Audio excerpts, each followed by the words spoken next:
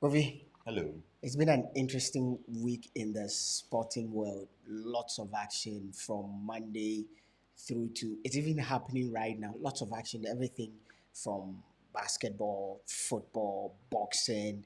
There's been interesting stories, around the globe. But before we get into them, we say welcome to everyone that is doing the watching and listening to us live on Tidy FM 99.1. If you are a returning subscriber and if you've been with us from day one, thank you so much for choosing Sports 101. But if you are new to the channel, make sure you subscribe to Sports 101, like our videos, and engage us in the comment section. Like I was saying, what's been that seminal thing for you throughout this week in the world of sports? Well, I think that the biggest story for me has to be Hurricane breaking the Wayne Rooney record for the English national team. I think that Exactly. for a long time that record stood. I'm pretty sure that Wayne Rooney also had to break somebody else's record. I think that if you look at the body of work of Hurricane, interesting that yesterday we were talking about Hurricane, but I think he's putting a lot of mileage for the English national team. He's giving off virtually his best every time he's worn that jersey. Yeah. And even today, he scored a goal. You Yeah. understand, when they had to play against one of these other teams. And so, Hurricane breaking the record, I think my most seminal moment for the week. And subtly has to be the fact that I'm a basketball fan, the fact that I'm a Lakers fan, and the fact that LeBron James could be coming back He's actually been tonight. cleared. Yeah. Yes, he could be coming back tonight against the Chicago Bulls, and so I think that's a bit of interesting news. I mean, for people who have followed basketball for a while, you'd realize that it's getting interesting. The permutations are getting interesting. Who gets to play in the play-in? Yeah. Who gets to play in the playoff Yeah. proper? Now the Lakers.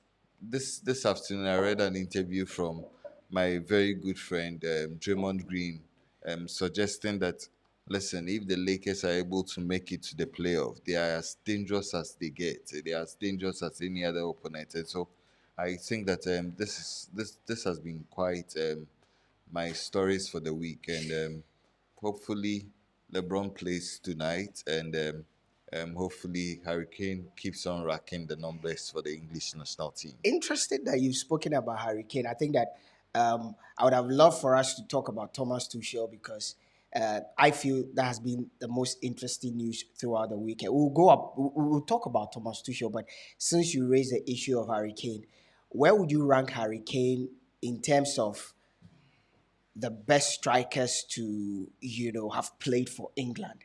Yes, he's been able to break that Wayne Rooney record, but you are not so much of you don't belong to the school of thought that believe in padding the stats. You believe in actually the players' effort and all of that. Where would you rank Hurricane Well, I think Hurricane, when all is said and done, he'll be in one terms of of the. the English strikers that Yes, I we've mean, seen? Name them: Alan Shearer, Wayne Rooney, Teddy Sheringham. I yes, mean, England have had some of the best strikers you've ever offensive seen. players, Wayne, maybe Michael Owen, and all Michael of Owen, that. Gary Robbie Lineker, Fowler, all Robbie these guys, Fowler. Gary Yes, I mean, Lineker. Where would you rank well, Hurricane? I think that it's strange that we are having this conversation, but just like the French have it, Olivier Giroud is the leading marksman when it comes to the French national team, or for Exactly. the Le Bleu.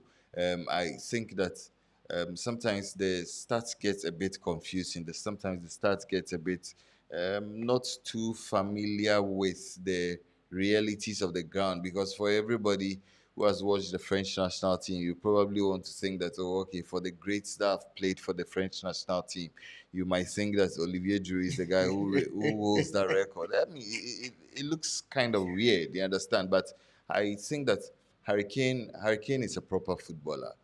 Make no mistake. He is a proper number 9, and yes, he plays for Tottenham. Maybe that has to be the only downside, that he's not really won any trophy with Tottenham. He's not won any trophy in his In career. his career. I think that's the only downside. But I mean, if you take the player in introspection, I think that he's a proper player.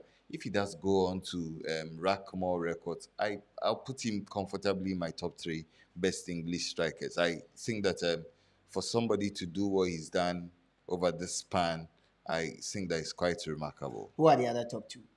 When Rooney definitely will be in there, I'll put Alan Shearer also in there. Maybe top There'll four, be I'll no put. Michael Owen. No, I don't think Michael Owen gave his very best for the English national team. I think the very best of Michael Owen was with the Liverpool team. You understand? I think that he had a lot of injuries regards the English national team.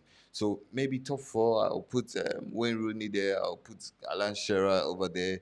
I'll probably put Gary Lineker over there. Wow. Yes. No Wayne Rooney. When No Rooney, Mike. No Mike. Michael Owen I will still be a feel long that, shot listen, outside. Owen should find himself in the list. But Percy, we're talking about Harry Kane, and Kofi believes that if he continues playing the way he's playing, if he continues to rack up the numbers, he would rank him amongst the top three best strikers to have ever played for the English national team. Where would you rank Harry Kane? The question is that, or the fact here is that the role of strikers is to score goals. Yeah. You raise strikers by the number of goals they score, right? Yeah. So if it is logical reasoning, the person with the highest number of goals is the best striker, right? So currently Harry Kane is... No, I just want, it's not rhetoric. I want you to answer. Well, logically, that's it. Logically, that is it. Nobody knew about Joseph Bacon until Ronaldo broke his record. Do you know why? Why? All his goals were bogus. Meaning that, what I'm trying to say is that he scored those number of goals. In fact, he scored more goals than even the matches he played. Yeah. But it was in a relatively lower league, that is in the Czech league. He didn't play in the Champions League. He didn't also do exploits with the national team. Yeah. That is why he was more of anonymous. He wasn't really known. And the funny thing is that the Nazario de Lima that we've hailed and made so much noise about couldn't even score half of what Joseph Bacon has scored, 805. He didn't even rack up to 500 goals. But when we are talking about the greatest strikers of all time, I don't think Bacon would even be mentioned in the top 20. So what are you trying to say? I am trying to say is that the importance of the goals that you scored, its relevance, where did you score it, how consistent were you, all comes into play. For everything Harry Kane is, years to come, it's so sad that the only thing he will be remembered for is the record that he's made with the national team. So does that mean that players like Michael Owen... I was coming to that. Kofi mentioned Wayne Rooney. Yeah. Kofi mentioned Gary Lineker. These are guys that necessarily did not lift any major trophy. I'll come to that. For the three Lions of I'm coming to it. Yet, we want to rank them as the best strikers to have played for England. Why not Harry Kane? Because he is scoring in international competitions. Yes. Currently, he is the leading goal scorer for the English. That is what I'm coming to. Yeah. When the English are talking about their top strikers, they are always mentioning Geoff Hurst. They are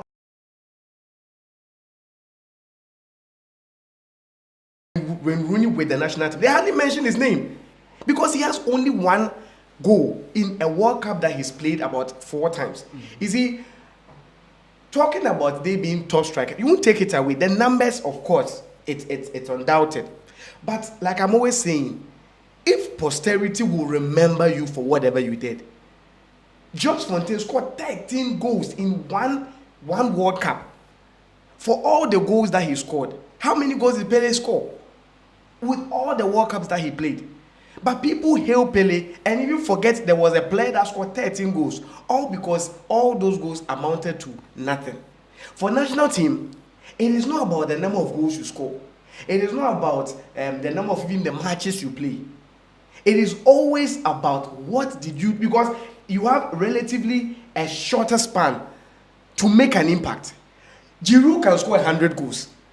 The French will never revere him above Thierry Henry and Michel Platini. But Giroud won the World Cup with the French. Come again? He won the World Cup. I'm coming. For Giroud and Henry, they are both World Cup winners. But if you are remembering Giroud for the World Cup, he played in the World Cup that he didn't play a shot on target. If you talk about Henry, he is a player that was a 19-year-old player who scored 3 goals in 1998 World. So you see, if the French are rating their top strikers, for Giroud, like I said, Giroud is not a bad player. He has scored most goals. But if they are revering, they are trying to bring players up and try to. Always has to be the memory of what did that player do. So give me your top 3 best English strikers of all time. Top 3 best. Top 3. Quickly.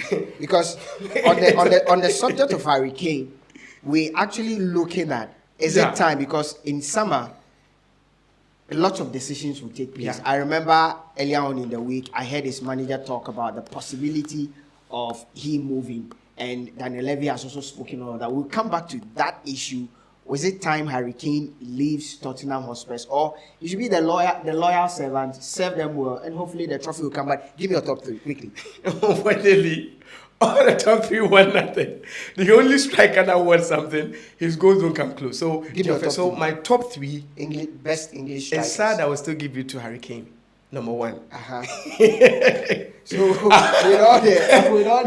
like I'm saying, like it's sad that all the players I could compare with won nothing.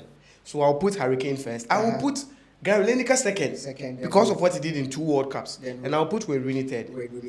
So Harry Kane is breaking records for fun. He's done that at Tottenham Hotspur. He's been their best striker ever since the club actually came into being. And this season he's racking up the numbers both for the national team and for his club side. But like Percy said, there comes a time in a player's life where you would have to show something to show. You see, or with all the effort, you need to have something to represent the effort that you've put in. We've seen players retire with nothing to show for. We've seen players, move from club A to club B, where literally they spend their entire life playing for that club and there's nothing to show for. Is it time for Harry Kane to move on? At the end of the season, Kane is turning 30 years.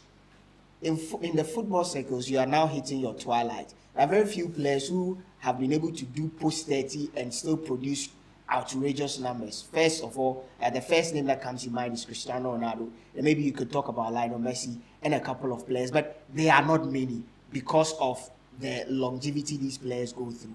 Is it time Kane leaves Spurs? Well, I seem not to get the drift. I mean, I thought we were talking about national teams. I get the point. I think we've closed the docket on it. Because you have something to say. I wanted to ask a simple question. I mean, I've heard people revere Asamoah Gyan. Yeah. I've heard them talk about Asamoah Gyan in a higher light than Tony Yeboah, than Abedi Pele. Do you belong to that school of thought? I belong to that school of thought. You belong to that school of thought? I believe Gyan is in a category of his own when it comes to the national team. Also, you believe in the numbers? I believe in the numbers, but that's not what we are talking about. Let's stick to the storyline. No, we'll get back to the storyline. Exactly. And you believe that as it is now, Kylian Mbaape is the greatest French striker? I believe. Or greatest French player? No. Why? I believe that Thierry is the greatest French striker. Why? Is it striker or player? Striker player. No. Striker, but I think Zidane is there. I don't want us to really move there. Hold on, I'm coming. No, hold on. I'm coming. Hold on. I want us to put the conversation into perspective. Yes. Are you going on the trajectory? Is Kylian Mbaape the greatest French player? The greatest French striker player. I do not want to ascribe to that assertion. Why?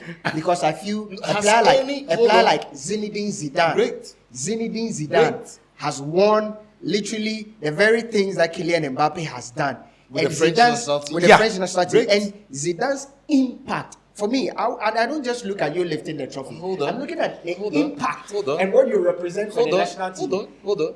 What Zidane represents for the French national team, Kylian Mbaape will dream. You know, I think that you're. He may have great numbers, but he's not a better player than I Zinedine think that Zidane you're for the being French national team. stereotypical. No. I honestly think you're being stereotypical because I look at Zinedine Zidane. See, I mean, Zinedine Zidane broke to prominence in 1998. Exactly. Tell me about the storyline in 98. Zidane came to promise in the semi-final. That's Unless he didn't watch But it. Mbappe also came to Percy, just hold on. He came to promise in the semi-final. I asked myself one simple question, because if you guys are going with the statistic, the numbers, I asked myself one simple question. What is it that Zidane did with the French national team that Mbaape has not done and more? The same question will be posed to you. What is it that Kylian Mbaape has done with the French national team that Zidane has not done anymore? He is being... No, you see, I think for a kid, 23 years, right? He's 23. 24. Yes. 24, whatever it is, you understand? I think that he's done everything Zidane has done and more, even at a younger age, carrying the team on his shoulders. Do not forget that Zidane has carried the team on his shoulders. He did that in '98 when it mattered the most. He popped up in the final against arguably one of the best teams we've seen in the world. That Brazilian squad of 1998. He comes back in 2006, carries the team on his shoulders, but You even forgot 2000 Hold on, the Euros. In 2000 in the Euros. Zidane literally carried that team today, winning the Euros. Mbaape has won the Euros with the French. He has not won. No, he's not won the Euros. He did not won the Euros. That's fine. But listen, the point is simple. I don't think '98 was just about Zidane. No, nobody can change that narrative. 2018 was not about Mbaape. You hold on. '98 was not just about Zidane. Go through that French national team from Barthez to whoever was number 9. It was a complete team. Let me help. And you see, if you tell me against the greatest Brazilian team, no, I disagree with that. I mean, that was a World Cup. That was a World Cup. Yes, arguably. Yeah. I mean, that was a World Cup that Ronaldo was sick. That's true. You understand? So they did not have the same impact. The French virtually played against 10 players. But Kofi, we know that there are always extraneous factors in football. There are always extraneous variables. A player can get injured. It's part of the game. So you do not use that as a session to say that because Brazil had, Ronaldo not operating at full level, obviously the French had had an easy pass. No. These are things that happen in football. Players get injured. Yellow cards get shown. Red cards get shown. All these things happen in football. They shouldn't be the basis with which you undermine the performance of the French national team. But all things said and done, I think that if you guys are going on that tangent about Harry Kane now having won anything, but even in all things, he actually ran him as the best English striker. But if you are telling me now that you believe that Asamoah is the greatest Ghanaian footballer, I don't see why you cannot ascribe. So you believe that Harry Kane is England's best striker ever? You guys are following the statistics. Guys, viewers, there's a poll out there. Where would you rank Harry Kane in terms of the best strikers? I want us to limit it to positions. The best strikers to have ever played for the English national team. There's been countless number of super strikers like Alan Shearer, like Wayne Rooney, like Gary Lineker. I didn't live to watch a lot of Gary Lineker, but I lived to watch Wayne Rooney. I lived to watch Alan Shearer, Michael Owen, name them, Robbie Fowler, name them, these great players. Where would you rank Harry Kane? Currently, he holds the record for the highest number of goals that have been scored for the Three Lions. So the poll is out there. Go out there and vote. We are talking about Harry Kane and the subject of whether he should leave Spurs, because, like I've said, the ultimate is something should show for all the effort, for all the goals. What did you do with it? Like Percy went there, and it's true. Sometimes we do not remember some of the great players that have played the game because they won literally nothing.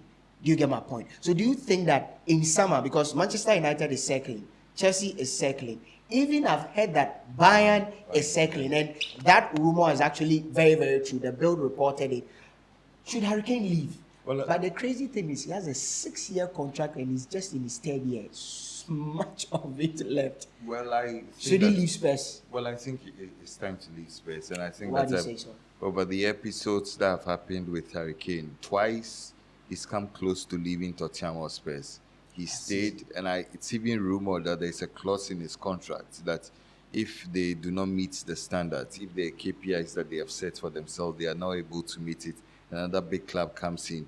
I think that the report suggests that the first instinct of Daniel Levy will be to negotiate with a club outside the confines of England. And so those reports about Bayern Munich, I think it's hugely true. It's very true. I mean, because those reports are very true. Bayern have always sought for a proper number 9. I think that since Lewandowski has left, they've not been able to replace him. Yes, Choupo-Moting has come in and done a job, but you realize that there's no focal point in attack for Bayern Munich. And traditionally, you'd want to think that a player of Hurricane's brilliance and intelligence, he could easily adapt to the German league. The German league is one of the most interesting Very leagues in the world. Very technical, very technical. not too quick, Exactly. but they are able to express themselves on the ball. So I look at the make of Hurricane. I think that he has everything built to succeed in the German league if he does move there. But I think that for a player like Hurricane, he needs to think about winning trophies. And somebody told me that Weghorst had come in all throughout his career, had not won any trophy. Comes to Manchester United within some 2 months, is able to lift a major trophy. You understand? I'm pretty sure that Hurricane will be lying in his sofa thinking about all the what ifs and the what could haves. You understand? I think that he's too brilliant a player to not have won any trophy when all is said and done. I think that he needs to force that move to Manchester United. He needs to force that move outside of space, because it's clear that the Tottenham project is a failed one. I struggle to see how many combinations they are not yet to conjure. Look, they've tried a lot of experiments. Started with Pochettino. I felt it was a beautiful project. It was curtailed at a point because of the egos of Daniel Levy and some of the characters involved, Joe Luis and some of the other characters involved with Spurs. Then they come to that Portuguese manager. You understand? Then they come to Jose Mourinho. Then they come to Conte.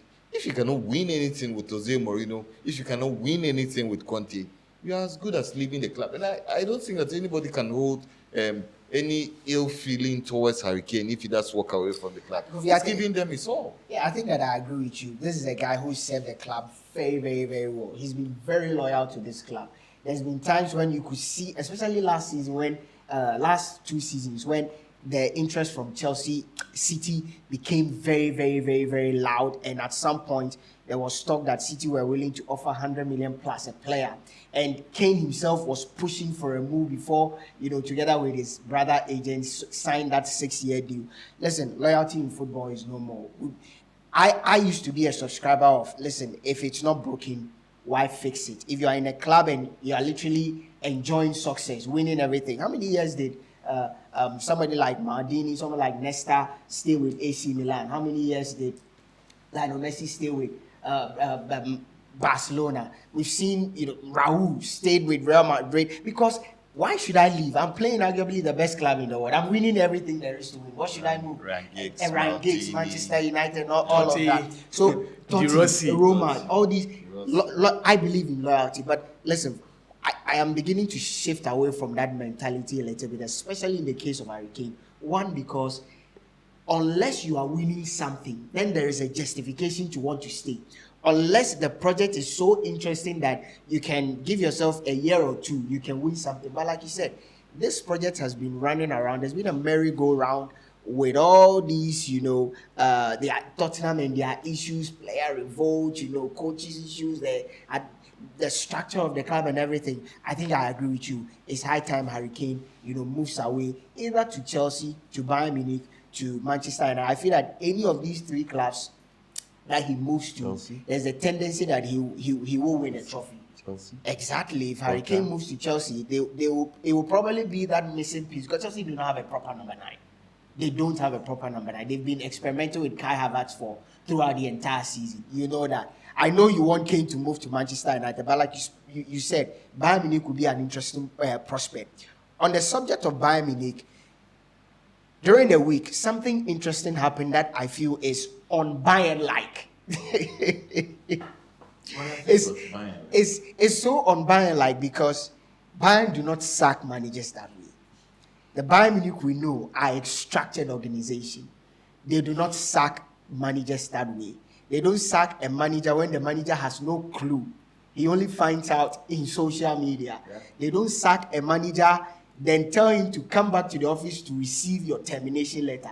This is so unlike Bayern Munich. But that's what happened in the course of the week, where news broke out that, Julian Nagelsmann has been sacked by Bayern Munich when he was on vacation. Was actually he was keen, and he found out that on social media, and just few hours after his sacking, there was reports that Bayern Munich are locked up in a negotiation with Thomas Tuchel, and right after, I think the following day, or the deal was agreed, Thomas Tuchel signs a deal with Bayern Munich before the guy comes to the office for his termination letter. I say this is so unlike Bayern because, and I'm building a premise so that Percy and yourself could deal with it. This is a manager, for me, I've never seen that before. You know, he was bought. Yeah. Like a player is bought. Yeah. Naturally, Bought out of yes, he was contract. bought. Bought out Naturally, of coaches are not, priced that way, and he is the most expensive manager to have been bought, 24 million euros. Yeah. In Bought the out history, of contract, in the history of football, Bayern actually saw the prospect in this guy and bought him out of contract, 24 million euros. Just last year, Oliver Kahn comes out to say that this is their future. Because clearly, you look at his age and what he's done, they are looking at a long-term project. He's 35. 35. Very, very, very young guy. They come 35, back to yeah. say this is their future. They'll build a project with him. Fast forward 24 months on. Here we are. He was sacked even without his notice. We know there's a story circulating. I'll come back to you, but Bayern Munich, this is not how they do their things. What do you think happened? Maybe you don't know Bayern Munich. Why would they take this, for me, militant approach? You don't know Bayern Munich. Maybe you don't follow them. This is how they do their thing. This is the German way of doing things. And Tell us why. when Bayern sacks coaches, most of the time, it's not necessarily because of Footballing reasons. No. Bayern has sacked great coaches. Do you know how Job Henkes lost his job? I think the only manager to have been sacked for footballing reasons is Ancelotti. His was not only footballing He reasons. wasn't performing well. Cry. Job Henkes had won a treble. He was en route. In fact, he was leading the league. Yeah. He was en route to the final of the next Champions League. That was the next final, 2012, 2013. Even before the season ended, they told him that they've secured the services of Guardiola in January. That was what they did to him. You take him, even before him, you talk about Louis van Gaal. In fact, before Louis van Gaal came, Bayern had played in Europa. They were playing in Europa League. He comes and takes this Bayern team. They win the league in 09-010. They actually go to the Champions League final. 2010-2011, a team that was playing in Europa League a season before, he takes you to the final, and the next season, in the middle of the season, you just let the coach know that you don't want him anymore. Guardiola comes to the scene. Listen, I hear people say, of course, Guardiola failed and all of that, but there was one thing that was consistent. No, Guardiola did not fail in terms I'm coming. the league. He won the failed, league. Yes. That was, he continued with the He broke continuity. almost every record there is to Yes. break in the German league. He continued with Champions League that was in the semi-final. And the reason they sacked him was that this is not the German way. But Guardiola actually was not sacked. I'm coming. Let's put that on record. I'm coming. He was not sacked. Was Jurgen Klopp sacked in Dortmund? Guardiola was. No, was he? Jurgen Klopp was sacked. Guardiola was sacked. No, Guardiola was What not is sacked. sacking? No, What is let- sacking? What does it mean to sack? Okay, let's- Let me be on the trajectory. When you are done. Guardiola. When you are done. Guardiola's. Because I can pull I'm records coming. that indicate that Guardiola was not I sacked. don't want us to delve so much deep into it. We I don't have want to us- because we are- I'm coming. we are educating. If we are educating, then let's get there. Okay. Guardiola's contract, in fact, he would have, if whether he decided to stay or was not, the Bayern team decided to terminate the contract. They wanted to end everything. I'm just building something. For everything Guardiola, he won the league. He was in 3 consecutive Champions League semi-finals. Now he goes, and another coach comes in. Now, you see, for the Germans, one, they have a system. They have their brand of football. One of the things that will make them terminate a coach's contract is when you come and you change their way of life. That is one. 2 is when you, the coach, comes in and you lose respect in the dressing room, because the Bayern dressing room is full of politicians, big-time politicians. One of the reasons why Guardiola, as time went on, he was, as in there were referees, himself and Toni Kroos. The reason why, if you go and read why Toni Kroos left to what do you call it, Real Madrid in 2014, 2015, you realize it was what do you call it? It's a domino effect that affected the whole team. That by 2016, but maybe you will talk more of the Guardiola thing. With that of Thomas Tuchel, the funny thing is this: they had about 3 reasons why they sacked him. One of the reasons was that they felt he has lost the dressing room. He has lost it. And the main proponent of this political downslide is Thomas Muller, one. And their ex-players like Philipp Lahm. These players, when they talk in the German team or when they talk in the Bayern dressing room, in fact, Thomas Muller has been, that is unpopular opinion, has been one of the reasons why so many of these coaches have left. The second reason, which is very funny, is that Julian Nagelsmann's girlfriend, The lady who works for the maybe the listeners don't know, his girlfriend, he actually divorced his wife and went with his girlfriend. And this girlfriend is a reporter. for the bill. And she is saying that when she came in contact with Julian Nagelsmann, she decided to quit her job. But the players don't understand that, no, how can our coach be the boyfriend of a journalist who has covered Bayern stories over the time? So they don't feel comfortable when they are in the dressing room, and they were things that were being addressed and all of that. So they felt that he has, and one of the things that will make a coach be sacked, apart from you not performing on the pitch, is when you lose the dressing room. And the third reason is that they realize that the guy overthinks. Too many experiments. In one match, he can change so many tactics, which is un-German-like. Is that a problem? And I am saying that this is the German. This is a country that has a proverb that a man who smiles for no reason is stupid. This is a country. Give me that proverb. I'm saying that they have a proverb that if you smile for no reason, you are. I'll come back to you. Kofi, we know If you smile for no reason, the Germans say you're Germans- stupid. Yeah. the Germans have a weird way of thinking. But you know this whole issue about Julian Nagelsmann and Bayern Munich. One of the things that is, like Percy said, and it's very, very true, is the issue of Thomas Muller.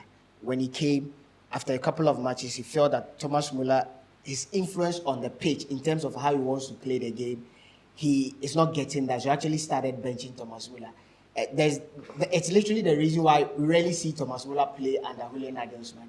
And we know that he's actually one of the key proponents of those who initiated all these, senior mentality row that has brought about all this sacking. Now, we know the stories. I want to take you on the bit of, should the influence of players or should the say of players matter in relation to whether a coach leaves or not? Because Kofi, if you player A, player B, especially the senior players, if they do not like a manager, we've seen on countless occasions where senior players, we know they are not performing well, but because they are heard, they are loud in the dressing room, people respect them so much. There's a cabal, they come together and they push away a manager. Where do you stand in this? Do you feel that it's high time owners of teams, CEOs, managers of teams, try to double down on the influence of players in terms of managers staying or leaving? Well, I think that this could be answered as a general question, and it could be answered in the context of Bayern Munich. First of all, generally, I think that if you're a club owner or an administrator at a club, or you belong to part of the top hierarchy, the issue is that you cannot sacrifice everybody for one person. So the general conversion is that when yes, you sacrifice one person for the greater good, and in that case, oftentimes it has to be the coaches. Rarely do you see clubs sacrificing just a player to. And even with that, it has come under very powerful coaches. You can talk about David Beckham, you can talk about Jab Stam, you can talk about Van Nistelrooy, you can talk about Roy Keane. You understand? You can talk about other examples across Ronaldo. Exactly. So there is that notion. But in the context of German football, like Percy talked about, and in the context of club football, Yeah. first of all, I like to say this: there is no better club run any better than Bayern Munich. That's why I'm a bit surprised that, listen, yes, they've sacked managers for weird reasons, but for Julian And Nagelsmann, no, hold on. We'll it's come a there. bit, it's We'll a come bit there. weird. And listen, if you play for Bayern Munich, for somebody like Thomas Muller, he's a future ambassador of the club. You understand? So Like for Philip Lahm is Philip, right now yes, for the like German Philip national Lahm team. is, like Thomas Oliver Kahn is, like Salimovic. What's the name of? Hassan Salihamidzic. Yes, exactly. He's You're a not good general with names. manager. Yes, I'm not very He's good with actually the names. sporting director Exactly, of the club. of Bayern Of Munich. Bayern Munich. So when it comes to the influence of personalities like that, you cannot discount it, because Bayern is one club, just like Ajax, which never wants to discount Old the players. influence of the old players. And for somebody like Thomas Muller, he's played for the club all his career. All his career. So you walk into that dress, and you see that the point is simple. Nagelsmann is a 35-year-old who sometimes comes to training on a skating board. Skateboard. You understand? Bayern have raised a lot of objections, but he is loved in the boardroom. He's very, very low. And then he goes on to say that, oh, okay, he tried an experiment with Thomas Muller. He promised the board he was not going to repeat it. Then in their defeat to Leverkusen, the straw that broke the camel's back. After the first half, he takes off Thomas Muller. Let me help you out. Do you know that in that game, he actually experimented with playing Cancelo as a number 10. On the pitch, you could see Cancelo 10, because Cancelo was lost. Yeah. He tried so many things at the time. Yes, I mean, quickly, I think that he was sacked, first of all, and I believe that he ought to have been sacked, because I don't think that this Bayern team were playing to their fullest potential. No. I told you, I told you last week that this Bayern team is a team that can dominate Europe for a long time. You look at the complexion of this team. You look at the kids who are in this team who are not improving. Jamal Musiala, you talk about Leroy Sané, you talk about Serge Gnabry, you talk about Kingsley Coman. Serge Gnabry is 25. He's like 25 No, you see, Serge Gnabry virtually grew up before our eyes, so we think that he's old. He's a young boy. If Serge Gnabry is 25, what makes Harvey Elliott? Well, those are non-entities. You understand? I don't want to compare apples and peaches. You understand? So Serge Gnabry, Kingsley Coman. You look at all of, even Upamecano. You understand? Some of the Joshua Kimmich, and then this guy who left to Man United, Sabitzer. Sabitzer was one of the trusted generals of Nagelsmann when he was at RB Leipzig. You understand? There's another player with Bayern. He tried to experiment working around that midfield with that player. You understand? Now, the name does not readily come to mind. Then he was trying to do that at the expense of somebody like Goretzka. And the people felt that, okay, this is the manager. He's come out and played a lot of formations, which is alien. And I think that, honestly, you can have all the qualms you want to have. But for a club of the stature of Bayern, and with the amount of money they spend, yes, they've had a perfect record in the Champions League. 8 out of 8. They've conceded only 2 goals in the Champions League. That's beautiful. You understand?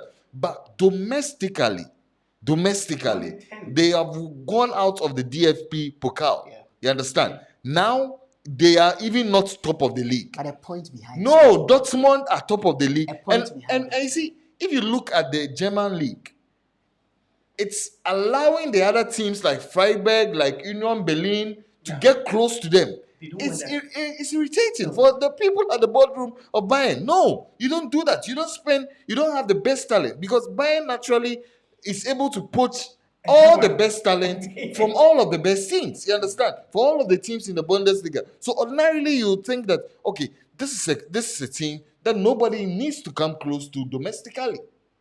And I say that, you see, Percy made a fantastic point about whether Pep Guardiola was fired or But I put that. he was sacked or he was. Let's put the record straight. Percy makes that fantastic. But But he wasn't. you tell us that Pep Guardiola was successful at Bayern. He was. I mentioned one Bayern manager who never won the league with them It's about in how recent you history. One I mean, Appoint Tuchel. it's about how you win the listen. league. No, it's not about how you win the league. I mean, even for all of Van Gaal's failing, he won made the the league. Champions League final. He won the league. That Pep Guardiola could He not came make from a Champions League final with this Bayern team. In with Ivaka Olic. Oh, come on. are we talking about Come Pep on. now? No, Well, anyway. so I Anyway, think that that- I think again- that Nagelsmann deserves the sack. Again, like I said, you can But only who get comes this. in? You can only Tuchel. get this on Sports 101. This is the honorary CEO of the club, Karl-Heinz Rummenigge, speaking after Pep Guardiola was And left the club. it must be put in context It's- that this is a diplomatic statement. This is from again. This is from from the official website, and No way. I'm reporting. The Bleacher Sports is the one reporting. This is from Bayern CEO Karl-Heinz Rummenigge. So he was actually asked, and he said, "We wanted the man to stay for 2 more seasons, but they believe that he was being courted by Manchester United and other European clubs, so they couldn't help it but let him go." This is from Karl-Heinz Rummenigge. So Pep Guardiola was not sad. Anyway, so the point we are all making is that it may come out as a surprise or not, but Spurs are in the hunt for a manager. Maybe their next stop could be Julian Nagelsmann. Nobody knows. I think another reason why they sacked him at the Quickly, start 60 seconds. has to do with the timing. Yeah. Because now they want Tuchel. That's true. And Yeah. if Tuchel moves or they don't convert Tuchel at this time, which is a long period that they can use to prepare for Champions League, in the summer, They'll lose him. That's the truth. And for me, that's The plan- one of the yes. the major reasons Initially, why no, they have to sack him. the plan was that they let the season run with But- Nagelsmann, To the head then that they Real Madrid- reset. But Then, what we did- then with news circling that Real Madrid, Nagelsmann, Tuchel could have gone to PSG Yeah, back back. or to Real Madrid. Real Madrid. You understand? they had to snap him up. They had to snap him up But quickly. Tottenham, if they go for Nagelsmann, they are not serious. Let me quickly take some comments from our guys that have tuned in and watching us live. Let me start from here. This is Percy Kweku Okran. Hey, United here now. I don't understand. Though. Okay, let me come and get some comments here from the comment section. So Richard Cyrus Odum says Percy Bonny be one top-notch guy, Charlie. I just they feel the way he makes his submissions. Shout out to my boss Kofi Asiedu and Lucky. Percy Okran says Kofi says what Kane shouldn't move to Chelsea. He's asking a question. So VP Reality says Kofi Asiedu is hailing Kane for scoring non-far goals. Brass Sami says Percy, top guy, you're spot on. Okay, so I'll come back and read the comments as we go on. But for those who are followers of the local game, Kumasi Athletic Kotoko are down at the Babayara Sports Stadium by 2-0. 77 minutes. Mediama Sporting Club is beating Kumasi Athletic Kotoko in Kumasi. Let me emphasize, they are beating them in Kumasi. So for the lovers of the Bokanabe man needs to go. I mean, the Bokanabe needs to go. I mean, I know. The and man half needs the to vote go. is going for Prosper Natiogu. Anyway, Trouble for so Kumasi Asante Kotoko. on the bit of we're talking about international football, we're talking about coaches being sad, coaches leaving, coaching do whatever. Gareth Southgate, he may not be the household name. A lot of people love him. He's a man that for some reason you may hate to love him. He's like a Didier Deschamps, you know. No, He's it's not the like- man. it's not like Didier Didier Deschamps is still at post. No, it's not like When Didier. they- Even when Didier Deschamps is the reason why Zidane is unemployed. No. We speak about the England-Italy game, and I just before we walked into the studio, I watched their game against Ukraine. Charlie, those 3 Lion guys, they play proper football. That's the truth. Is Harry, what's his name? Gareth Southgate, the man to take England to the promised land? I don't know how many times we need to discuss this subject matter. Is he the man to take England to the promised He's land? Yakwe Sapia. Last You know he's taking them to the Euros final. That's fine. You need That's to fine. taste those defeats No, before you see, let me tell you, lift that trophy. forget that theory. Southgate is the Quisapia of the English national team. Southgate is like Ole Gunnar Solskjaer. The near man. They will give you all of the flavor. They will make you believe that you're almost close. Then they will drop you dead. Rah! That's Southgate. You see, all of these things that England is doing in the qualifiers, I'm not interested in that. I'm interested in what England goes to do at the major tourneys. You see, we talked about the fact that Southgate has taken them to the European nations, whatever. Where they lost on penalties. Yes, they lost on penalties to the Italians. You understand? But even in that final, it was because of the tactical naivety of Southgate that they had to lose that particular trophy. I've always said that the English national team probably has a lot of very good players. Give the same team to somebody like Luis Enrique, they will instantly become champions. They will instantly win trophies. That's hypothetical. No, that's hypothetical, but based on the body of work of somebody like Luis Enrique, look at what Luis Enrique was able to do with these amateurish Spanish players. What did he do? Gavi, Pedri. What did he look do? at the heights to which he took them. What did he do? You Where did understand? he take them? Yes, I mean he did not win any trophies eventually. Where did he But take you them? realize that there was progress when he took over. Which you progress? realize that no, I mean these were guys who were playing above themselves. You understand? So I think that you look at Southgate. How many years has he been there? 5 years, counting. Yeah. Like, listen. The English have always tried to put across a point that we believe in our own. They are just like Ghanaians. I mean, we believe in our own. I mean, But the English national team have hired a man like Ericsson, who is from Scotland. They've hired this Sweden. Italian man, the Sweden, sorry, yeah. who is a Swedish.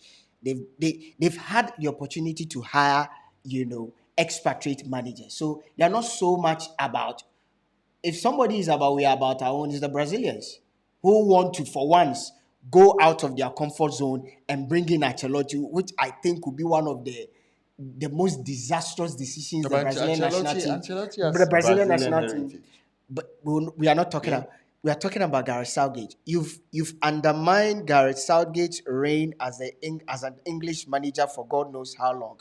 How many managers in world football, especially for national teams, have been successful in terms of their building of a national team? Listen, I always say that, listen, national team job is totally different from club football. Club football, you have the luxury of spending so much time with the players. You have the luxury of buying players that you want and fit your system. But with national team, you make do with what you have and you find a way to build quality. There's a reason why somebody like Haaland, as good as he is for his national team, he will never be able to achieve anything. I am not a prophet, but I look at the Norwegian national team with how excellent Haaland is, he will not win anything because he doesn't have the luxury of picking and choosing.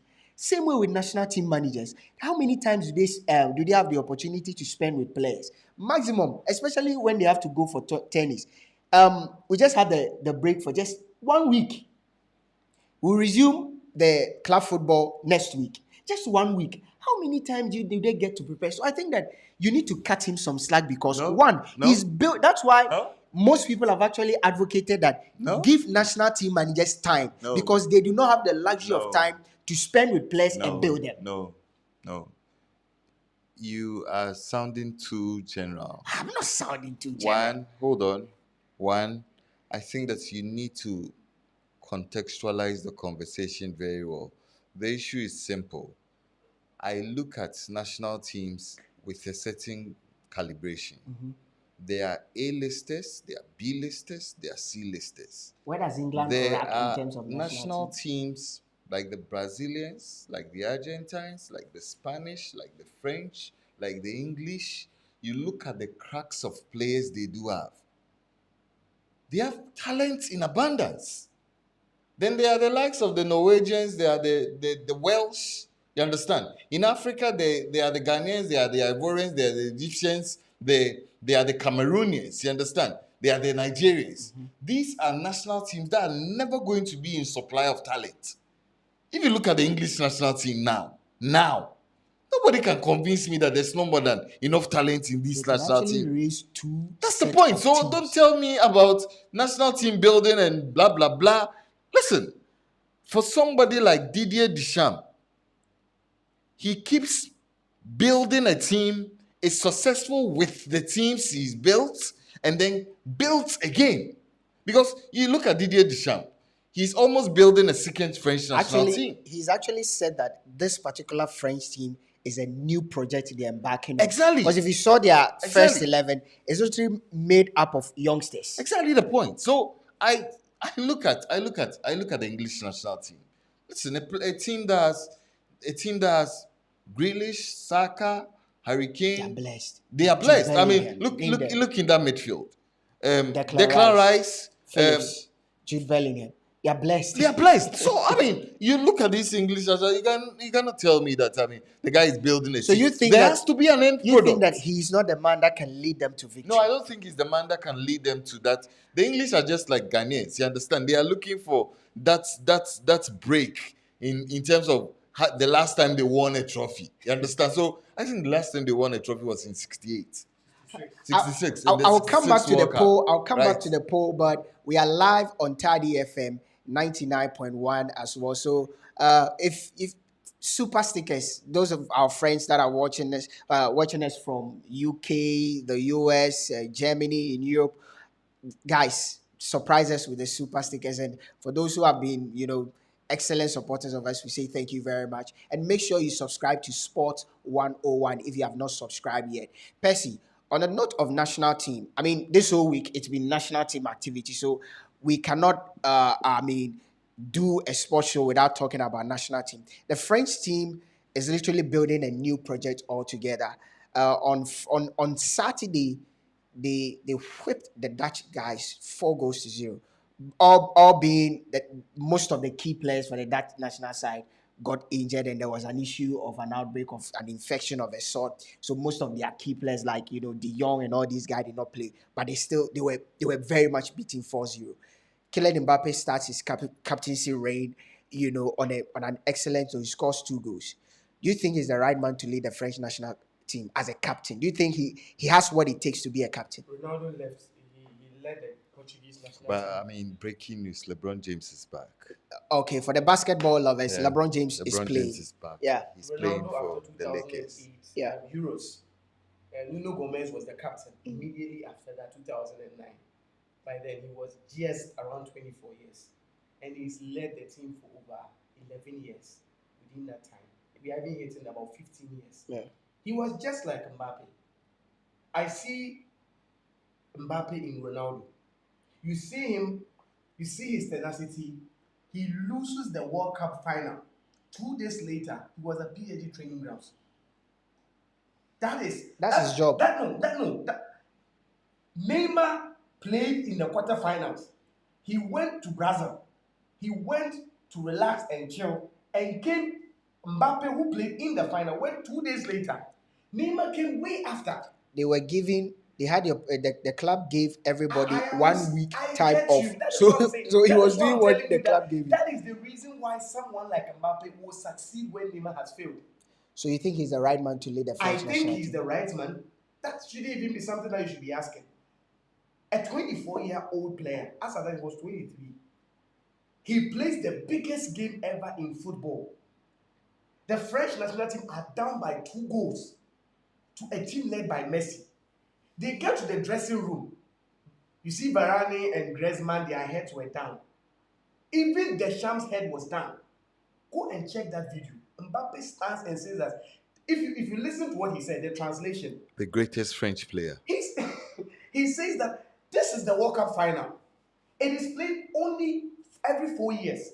And we might never get this chance to play again. Why are we playing this as if it's a league match? And he goes into the second half. Whatever he says, he leads the team. And he scores a hat-trick in the final. So he's the right man to lead the French national team. Mbaape might.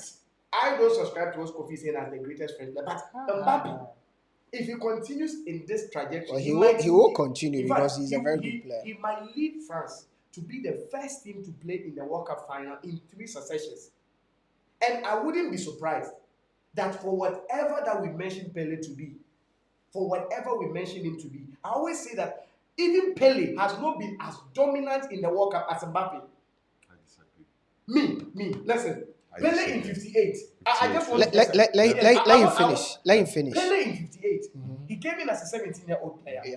He comes in with the help of Didi and Garincha. Yeah. In 1962, he gets injured. He gets injured.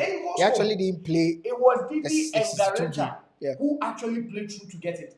In 66, Eusebio, in fact, you saved him. No. In 70, No. he played in the greatest Brazilian team of all time. The fact that he played in the greatest Brazilian team of all time does not mean that he I was am- not a key member. And he actually did not lead the team. I wasn't saying he wasn't the key member. He was the key facilitator. He was a key He facilitator played in that final. He played in 4 World Cups and won 3. Yeah. He was dominant in 2. He got injured in 1, and the other one he was a non-starter. Mbaape has played in 2. Yeah. He's been dominant in 2. In fact, arguably. So I'm trying to say that as of now, if you take Pele's first 2 World Cups, he can compare that to what Mbaape. It's not about the name. Pele at 17. I am saying that Pele's first 2 World Cups, 58 and 62, Mbaape in 2018 and 2020, no player on this earth has done what Mbaape has done in 2 World Cups. You hold a different I assertion. hold a different assertion. On this topic, Yes, I'll on this, be the mediator here. You know, Pele in 1958. Yeah. Maybe people do Sweden. not know. That was the first time Brazil actually won the World Cup. That's true. And for a country like Brazil, we keep talking about the fact that, France have done it before, even before the likes of the Mbappes. But the weight of expectation on that 17-year-old. Go and look at what Pele did in 1958. That semi-final, that final. There was a legendary Russian goalkeeper. Lev Yashin. Yes! Go and look at what Pele did to him. That record is still unparalleled for a kid to score. I think he scored 5 goals in that World Cup. No, that's what I'm saying. 3 in the semi-final, 2 in the final. Why would you be surprised? Let me finish. Then I said in 2 World Cups. Yes, hold on. Then in 1962, He goes off. obviously, if you go back and look at the 1962 I World said Cup, 2 World Cups. No, hold on. I was hold on. specific. That's fine. In the 1962 World Cup, Pele was actually a kickback.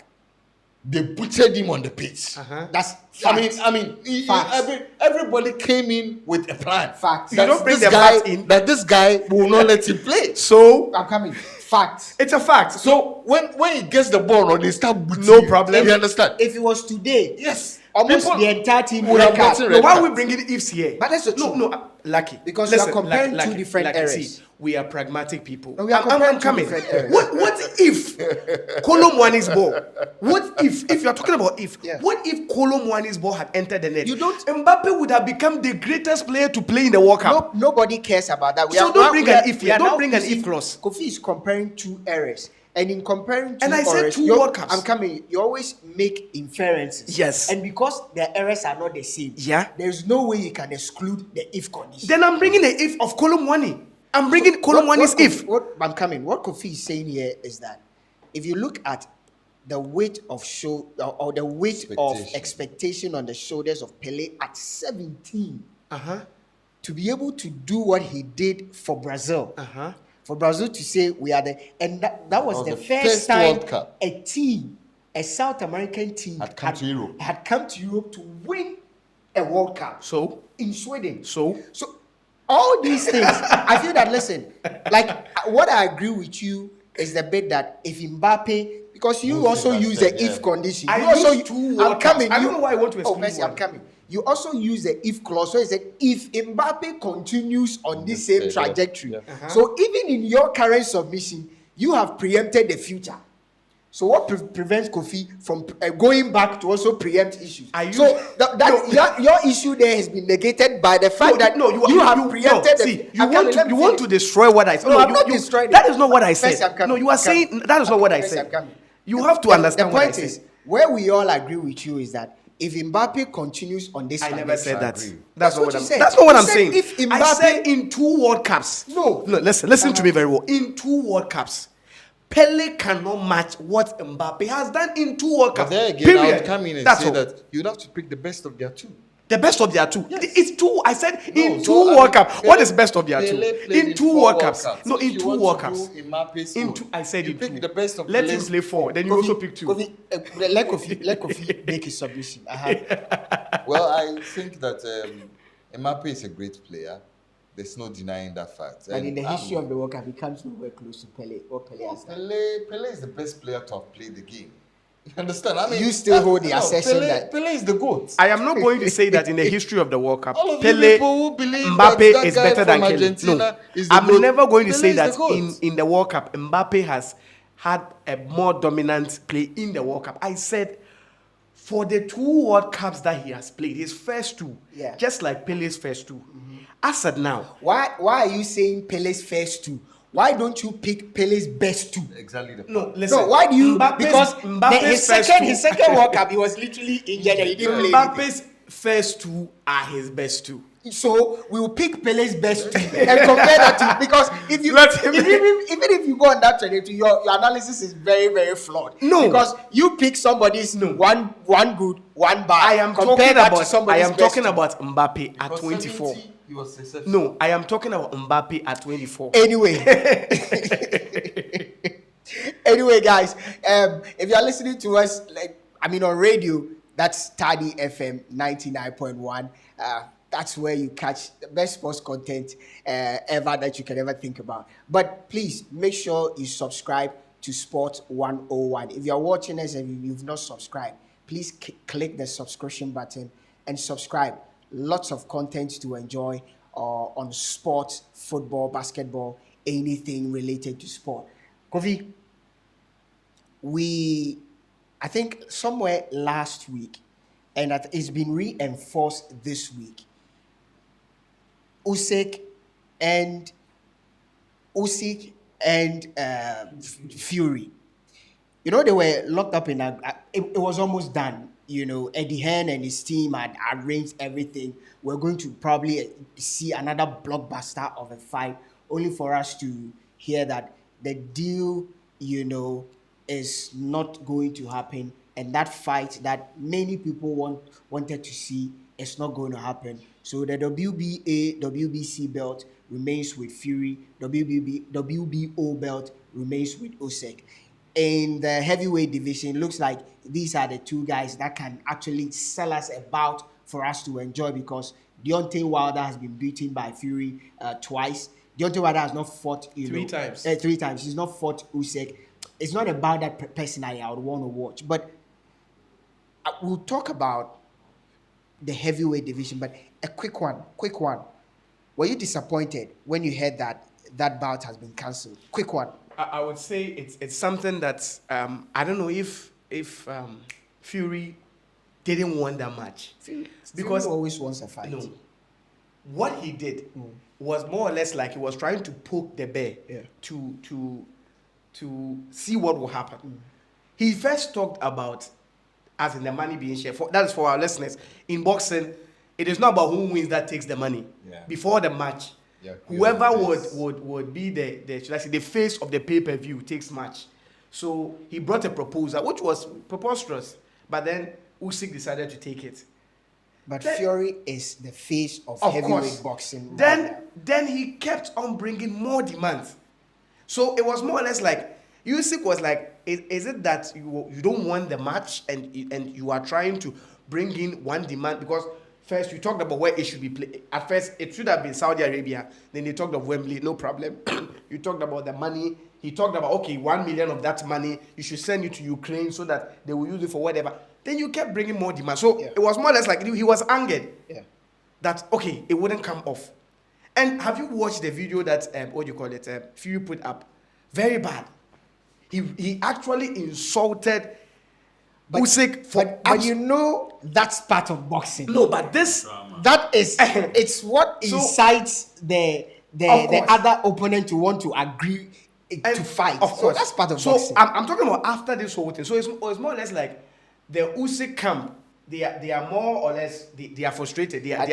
It's too much for them. Are they being emotional about this? It's not about being emotional. They feel being cheated. They feel it's more or less like, okay, yes, we know you are the face of this whole match, but it's as if we don't matter, and we want to matter. So if you were saying something, it actually Fury holds only one title, WBC, but it's the one that we see to be the No, edge. but that's what matters. Yes. The WBO is rarely, WBO, IBF, IBU. Is IBF, but they don't mention. They are all the ones that They are, those ones. They are the ones that WBC is the face. IBF is like Division 1. That was the title, Yeah. Joshua Clottey, especially in the middleweight division, he held for a long time, had to relinquish it. It's a title. The title is the WBC Yes. and WBA. If you have any of these, you are the So face of he has that. of So the now, division.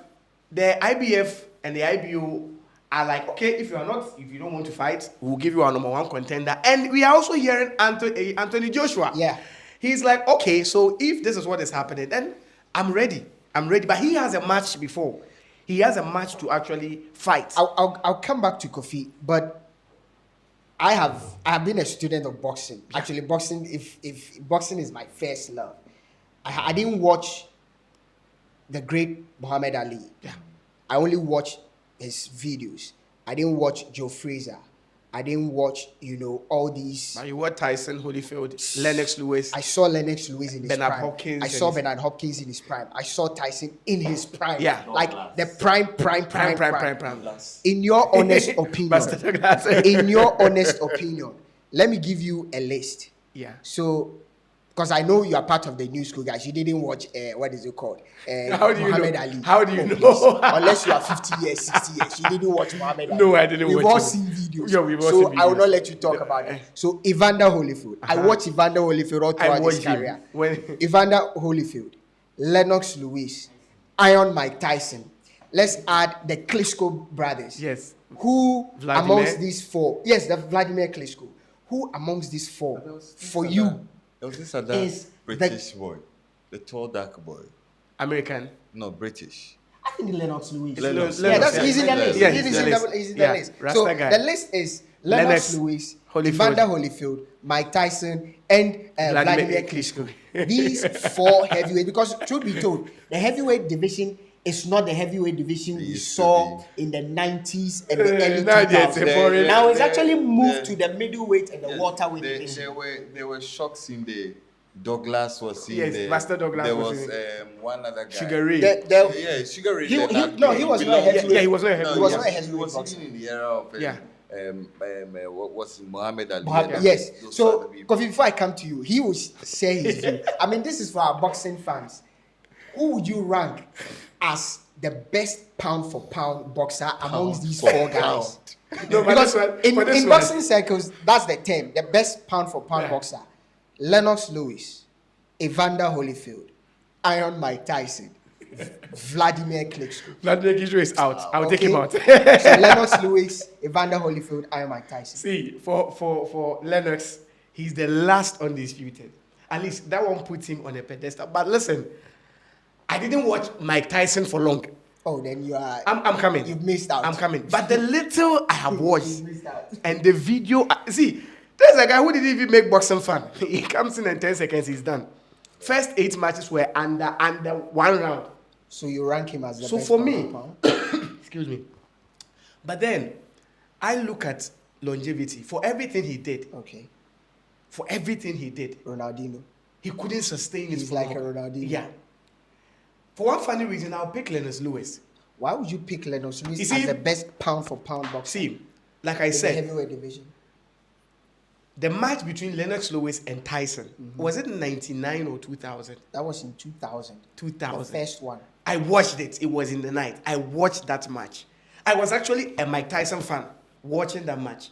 And seeing him and seeing Tyson, and of course, that was by then, Mike had passed his prime. And he had so many issues. He's had issues. But then, I want to pick Lennox Lewis. I want to pick him for his longevity, for actually, I don't know, but seeing him, he's more or less like, I want to compare him to a player. He is not your most flamboyant like Ronaldinho. Like Tyson was so gifted. He was so strong. He could. Lennox Lewis was like Michael Carrick. No, Michael Carrick. Sergio Busquets. Seriously, I want to pick a player that is not an A+ listed player, but he's been That's relevant a for job, long. yeah. That is how Lennox Lewis is like. But then I still want to go back to my first love, Charlie. Tyson was a beast. So your best pound, because listeners are confused. I would take Mike Tyson. Your best pound for pound I'll boxer, pick Mike him. Tyson. Yeah, Kofi. I'll pick him. Well, I think Lennox Lewis, Evander Holyfield. You watched Evander Holyfield, right? I enjoyed the sequel between Evander Holyfield and Tyson. I enjoyed The biting of the ears. the sequel between Mike Tyson and Lennox Lewis. I didn't enjoy Vladimir Klitschko too much because I didn't like the way these Eastern too slow, Europeans like a fight. slow motion. But you've seen these guys in their prime. Who you rank as the best pound for pound heavyweight boxer? Well, I don't think Klitschko was a boxer. I don't think like Vitaly and Vladimir. those guys came in when the division was weak. Yeah. There was virtually nobody there to challenge. They didn't even them. want to fight And- themselves. And those That guys point- that didn't point is found. true. Yeah, That point is true. those guys didn't fight anybody tough. Because in the era where there was Evander Holyfield, a fading Mike Tyson, and then probably Lennox Lewis was coming up. See, Mike Tyson, the guy can beat you for a living. Do you understand? I don't think I still think Ali is the greatest boxer ever. But Yeah, no, I rank think Ali as it, because no, I didn't think watch him. Well, For his- that for you his- didn't watch him. That you didn't watch him. That's not. Oh yeah, Like- because I like- always speak to no. something I don't know. Lucky. No, You let him finish. No, I let him that you didn't watch him. Does not validate. It validates me. No, It it validates doesn't that point. No, Anyway, make your point. So you are saying that 20 years from now, when our kids who did not watch Messi say Messi is the greatest because they didn't watch him. How can you judge? No, but this is No, but this there's is material available. no. You see, it's different watching snippets of somebody No. and having lived through the No, person's no. career. Maybe you That's did- totally no, different. You can watch every one of the bouts of Muhammad Ali. That's You different. can You live see- it. You can you see, relive it. There's material for that. Have you watched every single Muhammad Ali bout? No, I think Muhammad Ali is the greatest. You understand? Continue. But I think that the next closest greatest we came to Muhammad Ali has to be Mike Tyson. Charlie, that guy was phenomenal. Yes, he had these demons. And I think Mike Tyson was misguided.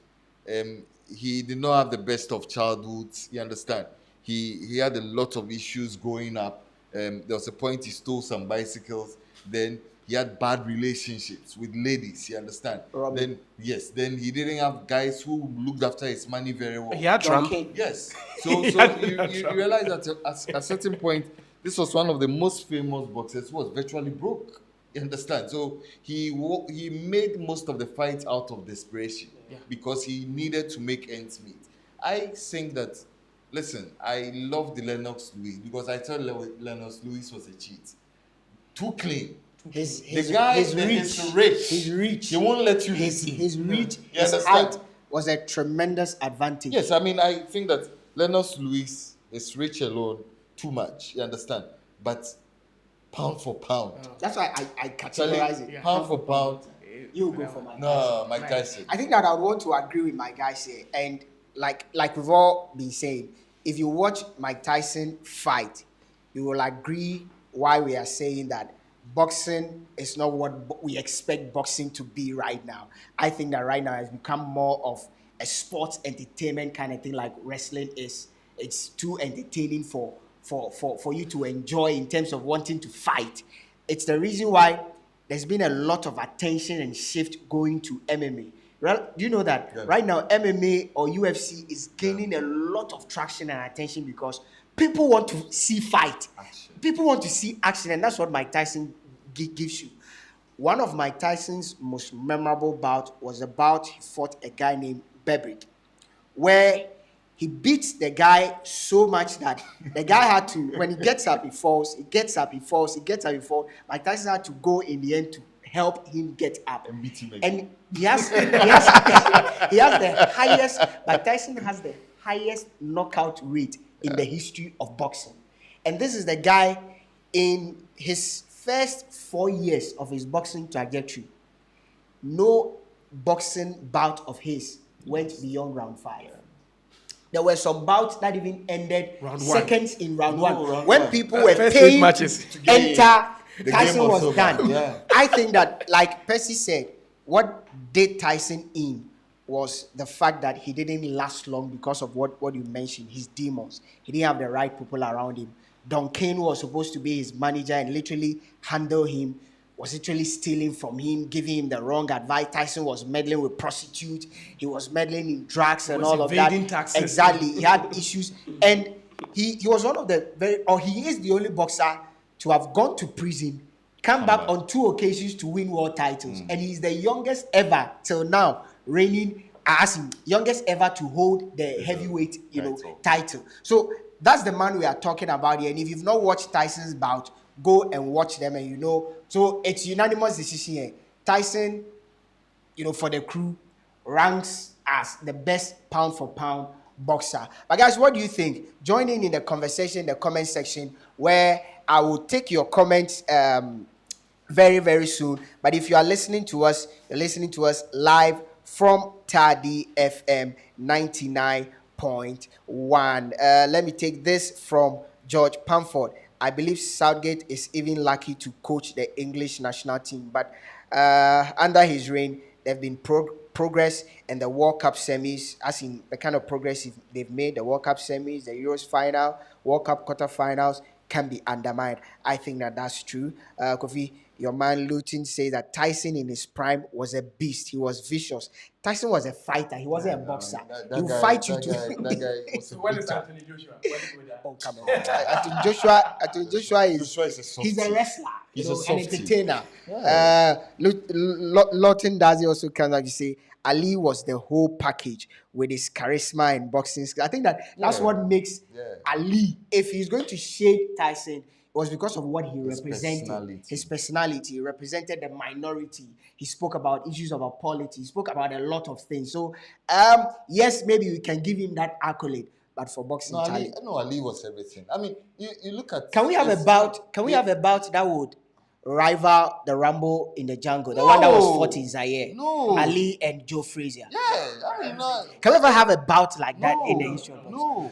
Don't you think that bout between Manny Pacquiao and Mayweather should have been fought? They should have actually, if he had been fought earlier and outside USA, they could have rivaled. Well, I think the issue with Pacquiao and Mayweather was that when they fought, they did not have the traction. You understand? When both of them were top fighters, we expected that bout was going to happen. If the bout had happened, it would have been one of the top liners ever. But when they fought, one of the boxers were in decline.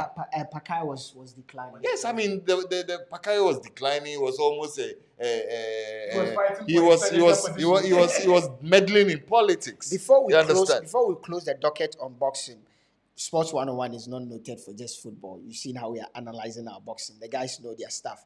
Before we close the docket on boxing, we've seen the guys, for heavyweight, we've talked about the guys in the middleweight division, the welterweight division, where, Canelo Alvarez plies it straight. He goes between the middleweight and the welterweight at 180, 210, and all of that. But who do you think that, as we speak, can rival Canelo? Because I'm looking at that division and, Charlie. There are lots of not too great. Yes, but let's talk about this guy, Devontae. Is he that good a guy? You've seen him fight, right? Well, yes, I have. I think that Canelo is in a class of his own. For people who do not understand boxing virtually has to do with the weights. You understand? So if you are of a certain weight, you can fight in a certain category once you meet all of the metrics. So you can even, let's say if you're a heavyweight fighght and drop your weight and come and fight as a middleweight fighter. Yes, you can. So you can decide to gain more weight. Exactly. You can decide to drop weight. Usually, gaining more weight and fighting in an It's very upper difficult. division is very difficult. So do we say that Pacquiao is one of the greatest boxers because this is a guy who has won titles at Almost four every different division, yeah. major divisions, Yeah. gaining weight, four different major, seven different major Yeah. divisions. I mean, I think that Pacquiao, when he's done, in fact, he's done. But I mean, in a long time from now, he'll be regarded as one of the greatest boxers ever. And he was one of the best pound for pound boxers. Yeah, That small he's a Filipino. fighter.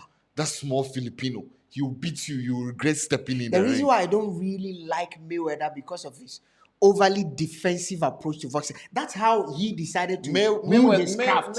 Mayweather probably is a Jose smaller Mourinho. version of Lennox Lennox Lewis. Lewis, very defensive. It does not allow you to hit You him. can't hit You him. understand? He virtually gets no cuts, That's not what no swollen tickles my face. But fancy me, when it when comes to I'm boxing. watching boxing, I want to see somebody's eyes swollen. You You know- understand? I want to see somebody who cannot open his eyes. You understand? They are counting 9, and you are still trying to get up. Then go and watch UFC. I was disappointed when Kamaru Usman, lost to Leon Davis, the guy, the British guy. I was very surprised when he lost quite an in terms of outlier. UFC. But if this is Sports 101, if you're listening to us for the first time, this is Sports 101. We come to you every Sunday, 7 o'clock to 9 o'clock p.m. as we review the major sporting activities that has taken place throughout the week. And guys, we need your super stickers. Keep them coming.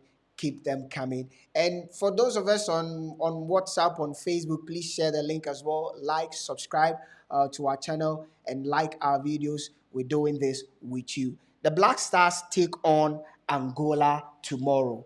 Very, very crucial game because the group, as we speak, Ghana is on 7 points, Angola is on 4 points, Central African Republic is on 4 points. So literally all the other 3 teams are on 4 points. Ghana has 7. So if we lose against Angola, Angola gets to 7. No, let's not forget, we'll travel away as well in our next game. So this game against Angola is very, very crucial. Kofi, how do you expect Chris Hughton to approach this game tomorrow? There's talk of the Ayus will not be there because of injuries. There are a couple of players that will not be there because of injury. So how do you expect him to approach the game? Because we watched the game on Thursday against the Angolans in Kumasi. I feel that they didn't play to my expectations. I think they operated below par. They didn't move the ball quickly. Their positional play was lacking. At some point, you saw players moving and out of position like Kamaldeen. So for me, he was about the most disappointing player for me because I felt that coming into this game, Kamaldeen Suleiman, coming into this game, he had gained enough experience from the World Cup and everything that he should have taken this game at the scruff of the neck like Kudus does anytime he plays for the Black Stars. But it was very, very disappointing. Partey was his usual Partey. Once in a while, he will pop up and do all that. But I felt that the team was a bit lethargic in its approach. I do not know whether it's because of the way the Angolans set up, because they were very, very strong in defense. And whenever they caught us on the break, they had opportunities to score. So it is going to be a very difficult game in Luanda when they take us on. How do you expect Chris Hughton to approach this game?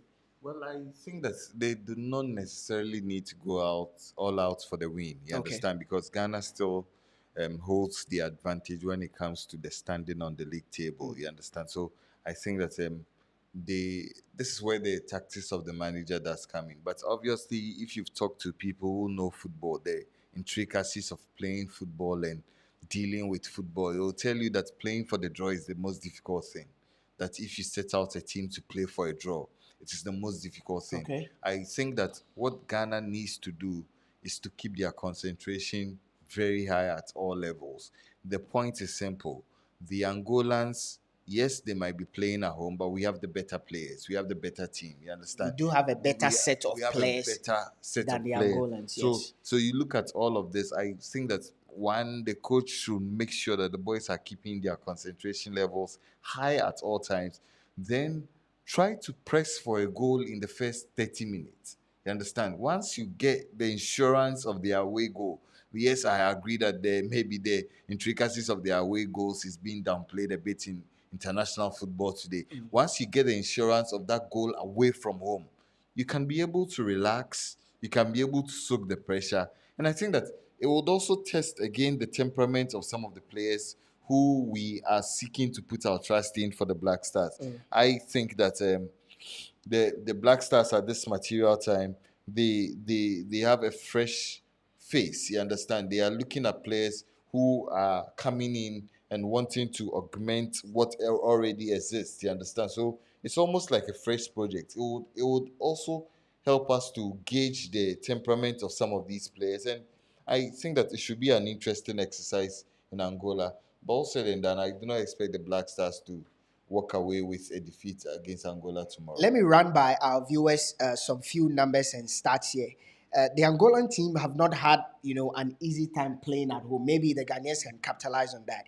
In their last 5 games, they've drawn against Central African Republic. They've also drawn against South Africa. They've drawn against Senegal.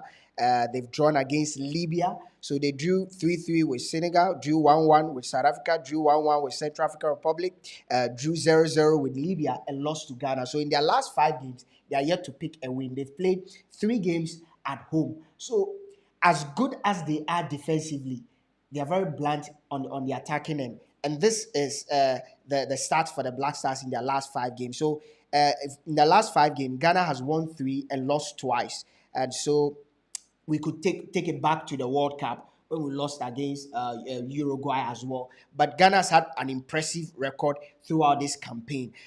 Percy, Kofi believes that we shouldn't be a bit defensive. As much as we want to go for a draw, we shouldn't be a bit defensive. We should try and go for that goal if we can. How do you expect that Ghana should approach this game? Especially coming up against an Angolan side that down here in Ghana, they look very, very good defensively. I think that they are more of a defensive unit than being an attacking unit based on their stats. They know how to get the draw because in their last 5 games, 4 draw, 1 loss. And the only loss, they got it at the hands of the Black Stars at the dying minute of the game. Clearly, they know how to contain a team. Now, if you check this Angolan team, this is a team that they are trying to start a new project. You know, the time Ghana actually qualified for the first World Cup, they qualified with us, with the likes of Zikalanga, Manucho. Aqua, Manucho. Manucho was not part of that team then. Kofi. Flavio was Manchester United at some point signed that guy. And Manucho was in United. better parts. United to have signed players. So Eric Jemba. You also have Jeffrey. You remember Jeffrey? Let's continue. So they had Aqua, Zikalanga, Flavio, and those. Yeah. That was their golden era. But after 2006, they faded away. Yes, they faded away. Then they hosted in 2010, and it was the same Ghana. Ghana beat them. Yes, the go to Asamoah long Asamoah brilliant goal. Yes, just 1 goal project, and Ghana had to take them off. And after that, we've met on that is normal games, that is not non-competitive games. Yeah. And meeting them, listen, this is one of the matches that Ghana has to enforce their dominance, that this is a 4-time African champion. In fact, going for a draw should not be something we should be discussing. We shouldn't discuss going to build blocks of 2 or blocks of 3 just listen. At Kumasi, if we had drawn the game, it would have been our own issue. Because going into the game, of course, players, we can't just say that because of the crop of players we have, we probably are a better side. But if you look at Ghana's team, the team that went to the World Cup, that was a team with prospect. If you watch that team very well, for everything that happened, except we shot ourselves in the foot with a few decisions we made, we had a chance to actually qualify. But that is a subject for another day. And we have not entirely changed everything about the team. Gradually, we are fading a few of them. We are not giving game time to those who are probably aged and will not give much game time. Save Dede Ayew, who is not starting, and a few players. The core is still there. And Angola is not a match for Ghana. In fact, this game, years back, we will not be discussing. If we were in the time of Sule Muntari, like and Sin, this is it. That was a team that goes to South Africa and takes a win. Percy, we are not in that era. So in this era, so how do you expect? I am this expecting Ghana to go in guns blazing, with what Kofi was saying. first 20, 30 minutes, you show them that this is the Black Stars. Ghana has more than enough talent in the attack. I am not saying that we should go forward and forget our back line, because if you check our last game, Angola was not a threat. They were actually a threat. I'm coming. Whenever they go forward, they look very threat. It They was have two because clear our- opportunities that they should have It scored. was because our midfield was, in fact, Edmond Addo was not helping Partey. So, who do you think will be the best pairing for Partey? It was so obvious. When Salis came in, you realized that Partey could play the Arsenal role. That was when he could give advanced passes that Kamaldeen was just punching away. And so Salis, in fact, if you want to make any change, I have two changes I want to be made. Okay, give us your first 11. Your ideal first 11. My ideal first 11. For that game. now, Atizigi has shown that he's the one imposed in the absence of Nathan Bad is good. Okay. Manuche is saying central pair. If Salisu is fit, I think Salisu is not fit. I said Alexander Jiku is yes, not fit. Okay, that is anything. So can you have happen. Joseph Edu. So I'm talking about the central defense. So Yes. Amate, There's Amate. So the players that are fit and ready Okay. to use as we speak is Joseph Edu, Amate. Okay, so That's about the only pairing okay. right now. Then Gideon Mensah on the left, obviously, and for me, the right back. What's even his name? Denis Odoi. Denis Odoi. You see, I think the guy who came to replace Tariq Lamptey, the new guy Yeah. who came. I'm not saying that this is an exhibition for him, but seeing Denis Odoi, I wasn't so much of convinced. I wasn't convinced. I agree with you on that. So I think he should be changed. But for the central midfield, that is the midfield role, Salis Salis Partey, and any Partey. day. Who are the three men you expect would be Behind the striker? The coach Chris Hughton is telling us that he favors a 4-2-3-1. Okay, who so- are these? so- who are the front So three you the three, expect to see? now our number 10 is Kudus. It's not, Kudus. it shouldn't be. Now, Who plays on the left? Who plays on the right? obviously, Joseph Pinto. He should play on the left wing. Then That who- is where he is so productive. Then who plays on the right? Who came? Osman Bukari. Then who leads our attack? For now, I will never see Inaki. If you want Inaki to play, it will mean that the person on the right wing should be playing. This is a guy who doesn't even play most of the times on the central forward because if you check our team, Kudus is the number 10 that wants to score. Kudus is not the number 10 that gives assist. No. He is the number 10 that wants to score. So if you are putting in a central figure there, he should be a person that should be able to bang in a goal with a lot of crosses. That is what Semenyo would do.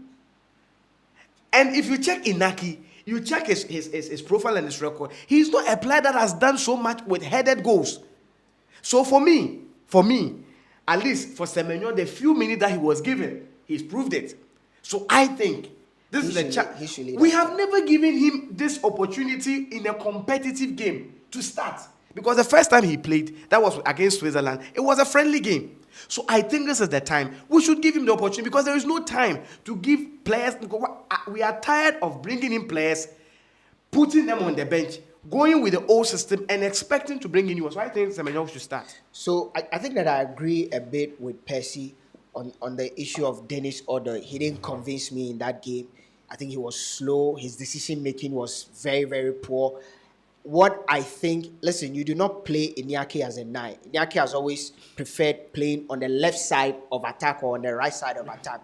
But whenever you play Iñaki also as a 9, make sure there is somebody behind him To who supply. put those balls through to him because Kudus he's will- quick, he's strong. Kudus will not do that. Kudus has an eye for a goal. Whenever he gets the ball, wants he's to looking score. at taking one or two men and shooting at goal.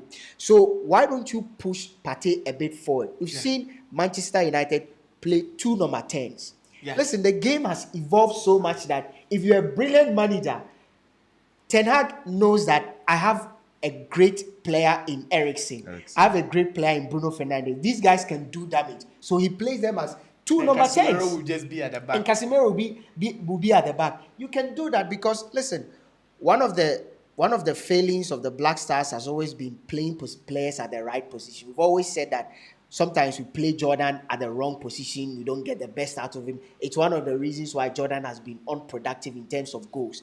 And if care is not taken, we are going to see a similar case with Iñaki. Very good player, but because of positioning, we might miss out on his quality.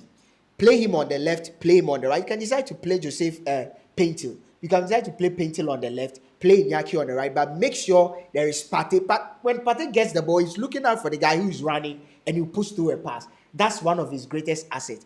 Play Partey and Kudus as two number 10s. Let them exploit the spaces that these men who are on the right, on the left, interchanging will leave behind. Listen, Chris Hughton, be a smart manager, evolve with time, learn the trending, what is it called, things that are happening in the game. Because, like Kofi said some time ago, truth be told, this Black Stars team has enough quality that if you have a good manager, he can be able to at least get us a title. We have not seen Ghana lift any title in my history. I've not seen it before. I don't think Kofi you have. You know, none of us sitting here has. We want to one. Like, In fact, the like football great song- supporters, like not even the 80%. great- Like the great Songo will say, so look, we want to go and choose some. Guys, let me take some comments from our comment section. Thank you very much, Lutin Dazi, for the super sticker. We appreciate it so much. God richly bless you. Let me take some comment. Samuel Redu says, I think Ali, he believes that Ali is the greatest of all time. I agree with Kofi. Even if we couldn't watch him in his prime, we have the help of internet to watch most of his games. Like Pele, we all agree Pele is the GOAT. Me, I don't agree Pele is the GOAT. Somebody is better than him. Luton Dazi says Devonta Tank Davis. Yes, that's the guy. He has tattoos all over his neck. It's not even nice, simple. It's too small for Canelo. Canelo will maul him. Yes, Canelo is a huge guy. He's a big guy for his age. For his size, he's too quick. He's strong. Too quick for his size. Canelo will dominate the middleweight and welterweight division till he decides that maybe he wants to step up with light heavyweight might be better for him. Yeah. So George Pamford says no man born out of a woman can beat Tyson. Charlie, if Tyson had continued on his trajectory, that guy he was something else. George is saying that no man born of a woman can beat Tyson. Tyson says that George Pamford and his love for English. Is that he Tyson Fury?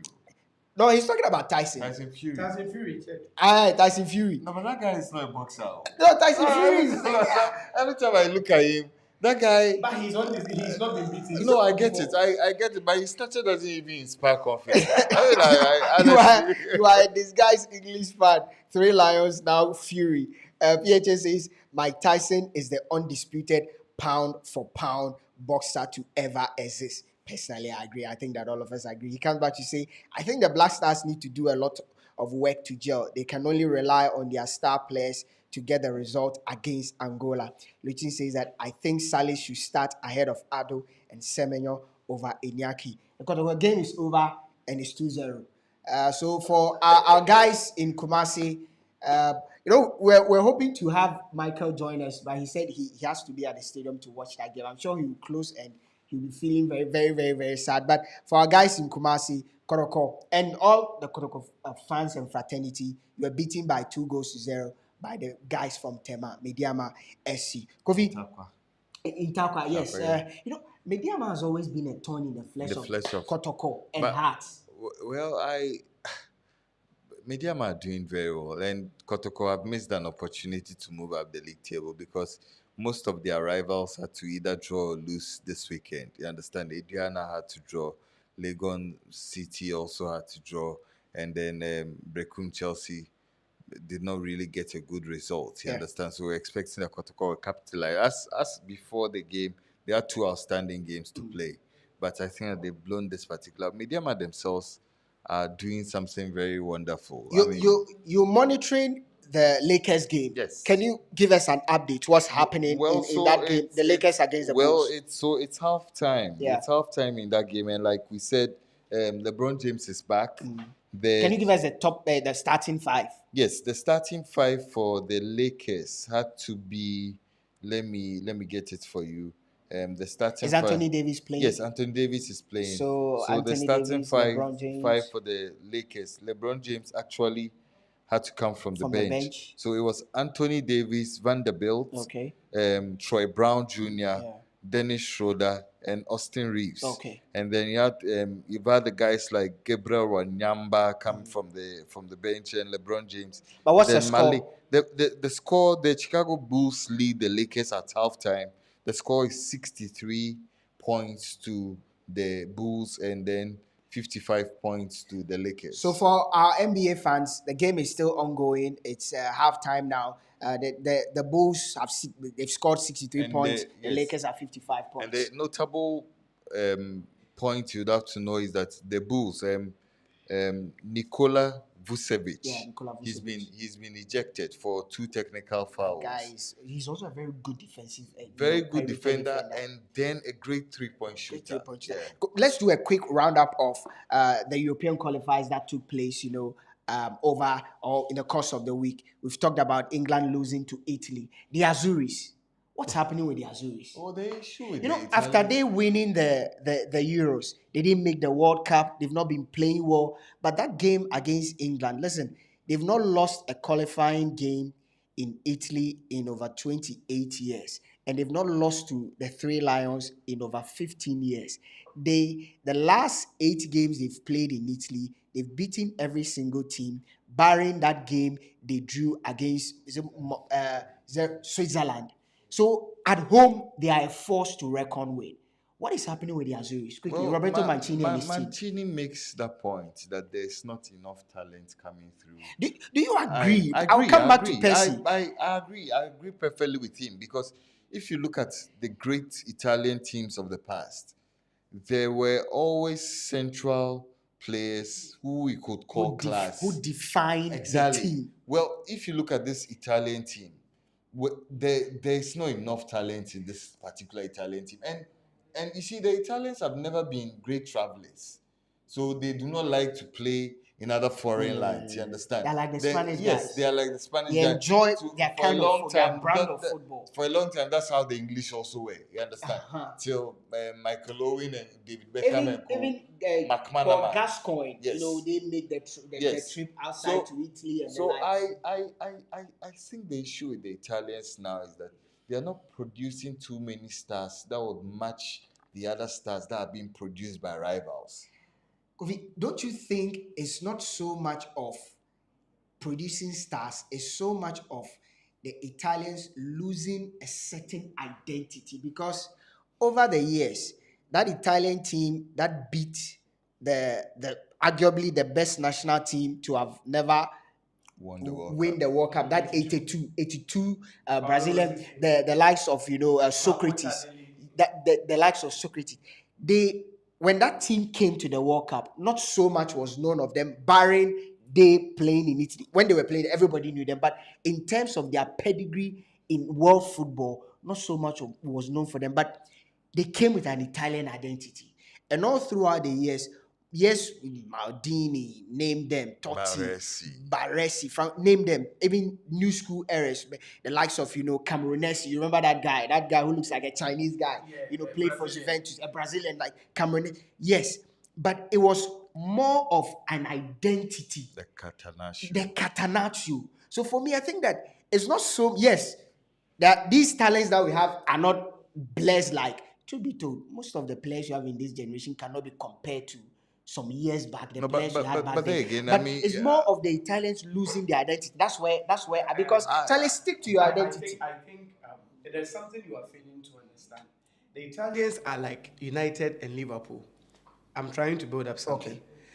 Whenever they dominate, their league dominates. Whenever their league has been so strong, their league is so dominant in the world. No. Okay. Whenever their league dominates, it's because of the influx of foreigners. Okay. And within that time, they never win anything. That I agree with you. If you talk about the AC Milan Renaissance from '89, with their 3 Dutch players, they came through to the Juventus. They went to Champions League final 3 straight. All that time, Italy won nothing. Yeah. Even when they went to the World Cup final, they couldn't win. Yeah. Up until the 2000s, even 2000, they went to the Euros final with France. They couldn't win anything. But by 2006, that they won They were not dominant in Europe. They were not dominant. The That's true. dominant force was Barcelona and Manchester United. So when they are not dominant, That's when, they get the time to build.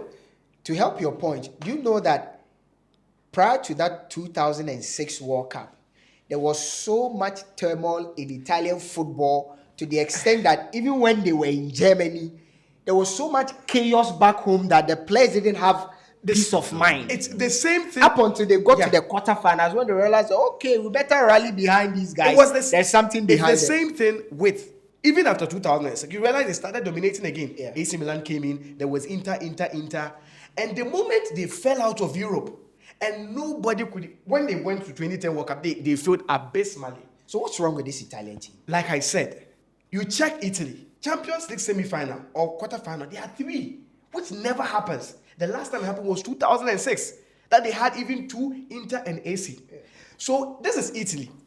Whenever the whole radar of the whole world is not on them, they get the time to build. You don't see them building because prior to they win the 2006 World Cup, nobody's eyes were on them. The Euros that we recently, 2020 Euros, Italian league is virtually the 4th. In fact, nobody even looks at them. Yeah. Look at the players they won with. Who is Spinazzola? Nobody knows Spinazzola. The only there is a feeling Immobile. You see, so but as at now, look at their top striker in the Italian league. Osimhen is not from there. Yeah. When you talk of what you call Immobile is up from Belotti is not there. Even if you check that, even the goalkeeper, who is their goalkeeper? Belotti is not even starting. Even the goalkeeper Donnarumma. of the Italian league, which doesn't happen. If you take the typical Italian team, their goalkeeper is always in So Italy.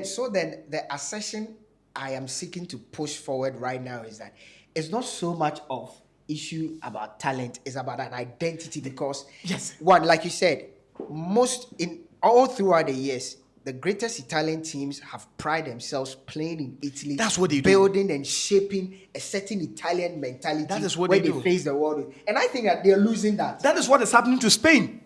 Spain, are you sure? If you check Spain, check their first 11. Where's their goalkeeper? But Spain still have that identity about Spain's them. identity is there, but their core players, Well, that's they true. don't even play in Spain. They are all playing in England. They are playing in England. So, you see, playing in the league, you see, there are some teams that whenever they want to win, that's what the Germans also did. For them to win, they decided that for them to win the World Cup, and almost every key member is playing in the German league and is playing in their top team. So for them, if they want to assemble them to a national team, that's what they did. The last time that they won, how many of them? Save Verratti. Almost every other player was in the Italian. So this is Italy. Don't mind them. They can go off. They will build behind closed They are doors. just like the Germans and the Spanish. Don't mind them. They will go off So for years. let They'll me come let me back. give you the group standings for Italy, England, Ukraine, and Malta are in Group C for the Euros qualifier that will be hosted by Germany. So as we speak, Germany is not playing the qualifiers; they are playing friendly games all around. There's a reason I heard, in the German press, they've actually given Hans Flick. This is his last opportunity to ensure that Germany wins something in terms of international. Or else he'll be axed. Or else he'll be axed because they failed woefully in the World Cup. This is a tournament that will be happening in Germany. They expect him to win. So in that group, in Group C, England are leading with 6 points. They've beaten Italy. They beat Italy 2-1 on Friday. And today they've beaten Ukraine by 2-0. Goals scored by Harry Kane and Saka. Italy have also just traveled all the way to Malta to beat Malta by 2-0. Goals scored by Pessina and Retugios. That name is Yes, that guy. That's Argentine born. Argentine. Italians seem to have a lot of Argentines And Brazilians like Jorginho, yeah. exactly register for them. So the Italians have 3 points. So let's see what happens in the group. But something interesting has happened in world football. Cristiano Ronaldo keeps on giving. So 192 caps, 198 caps. 122 goals for Cristiano Ronaldo. He is now the leading all-time goal scorer in international competitions. He always yes, breaks that his is own record. Cristiano Ronaldo for you. Stay in Kofi's own words, start padding. That's what happened when you play with teams like Luxembourg and South Macedonia. And you play teams like Panama and the rest, Panama and Bolivia. Faroe Islands, Panama, Faroe Bolivia, Islands. A friend of Venezuela. mine was having a discussion with me that if certain players had the opportunity to play in Europe and had the luxury of playing the number of teams that European teams afford, like the kind of records they will break here. Only God knows. Remember, Ali Dai was in Asia. But Portugal beat Luxembourg by. I mean, Luxembourg. What do you expect? Like Ghana taking on, what team? Djibouti. We still cannot beat them 6. We can't beat them 6. We were beaten. Portugal beat Luxembourg by 6-0. Finland beat Northern Ireland by 1-0. They traveled away. Slovakia beat Bosnia and Herzegovina 2-0. These are the countries that separated from Yugoslavia. So Czech Republic, they all, Kosovo, they all departed. So brilliant. Cristiano Ronaldo, he scored twice in that, demolition. Guys, we'll check out very soon, but you guys know your sport. So in football, when you score 2 goals, what is it called? A brace. When you score 3 goals, what is it called? Hat-trick. When you score 4, what is it called? It's a poker. No. It's not called a hat-trick. It's a poker. It's not called a hat-trick. It's a poker. No. So the trick, no, guys, It's don't a Google. poker. Nobody should Google. In football, It's when you score 2, it's called a brace. Double brace. When you when you score 2, it's called a brace. When you score 3, it's called a hat trick. Everybody knows. When you score 4, what's the name? When you score 5, it's a milestone. What's the name? When you score 6, it's a double hat trick. 6 is a double hat trick. 5 is a milestone. 5 sounds like an animal's name. No. These are. So I'll take your comments, but think about it, because there's a name for it, a technical name for it, just like hat trick and brace. So I'll take some of the comments, but this is Sports 101. We are live on Tidy FM 99.1. Keep the super stickers coming, and thank you very much, Lutin, for the super stickers. Those who are joining us for the first time, this is Sports 101. We come your way every Saturday evening, 7 o'clock p.m. to 9 o'clock p.m. We talk sports, we review the activities that have happened throughout the day. So Mami Boama just sent us a super sticker. Thank you so much. We appreciate the support and the love. So Kofi, you still haven't found it. If you score 3, it's called a hat trick. That one, you guys, you get them. When you score 4, what's the name given to it? Double brace. Double brace? No, that's not double brace. Poker. What is it? Say poker. No. I'm not checking, don't worry. No. I know you are not checking. I'll get it for you. I'll get it for you quickly. So let me get some comments here. Okay. So I was actually checking. And so when you score 4 goals, it's called a haul. Like haul, female haul, like Hull. Ah, okay. 4 goals is called a haul. A haul. I When thought you said a haul. 5, it's called glut. Yeah, I told you it sounds like an animal. GLUT. Yeah. Is it German? No, that's a technical name. So what what's his name? Halat did. So you say, oh, Halat scored a glut. Instead of if he had scored 3, so he scored a hat trick. So 5 goals, he scored a glut. 6, we say double what? Hat trick. Let's skip this. What is Sulia called? Oh, I would have afraid. So 7. Who can tell me 7? Surely. When a player scores 7 goals in a game. So he said brace is 2 and glut is 5. So somebody just whispered to me that if a player scores 7 in a game, he's called Man United.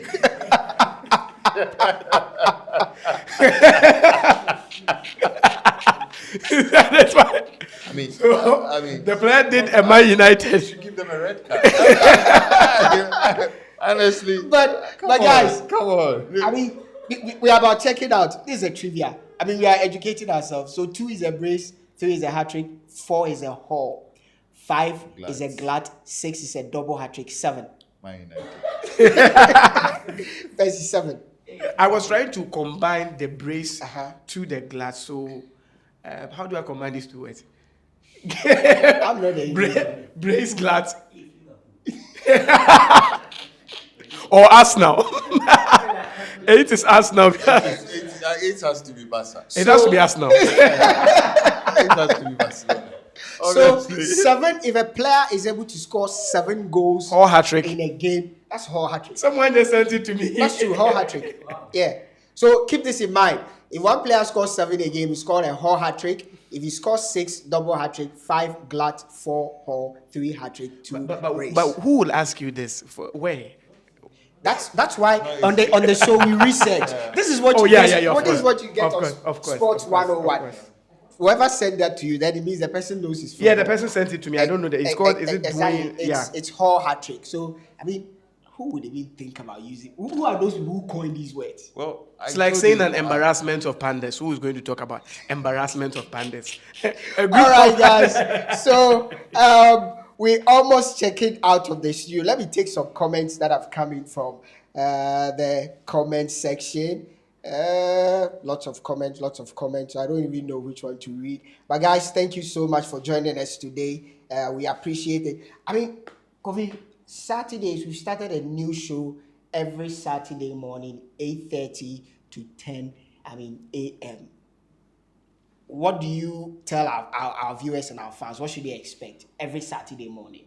Well, I think that the maiden show yesterday, the feedback extra positive, and we obviously are going to extend into that space and going to give our viewers and our listeners on radio all of the quality they do deserve. I believe that, listen, this is not just a reference point for soccer. Yeah. We are Sports 101. Yeah.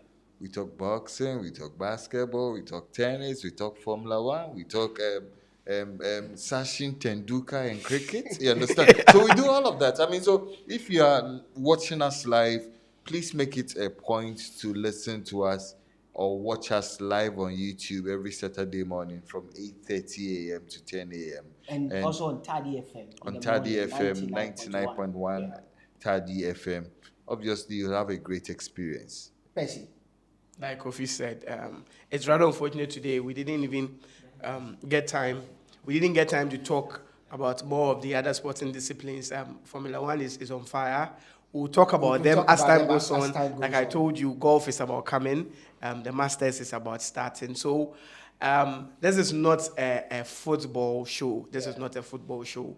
We'll serve you with everything that you could ever dream of. So just stay tuned. Like I said, you will see the counterfeit coming in, people trying to copy, but we'll always stand out to give you the best, the quality. But the guys have said it all. We come your way every Saturday morning, 8:30 sharp.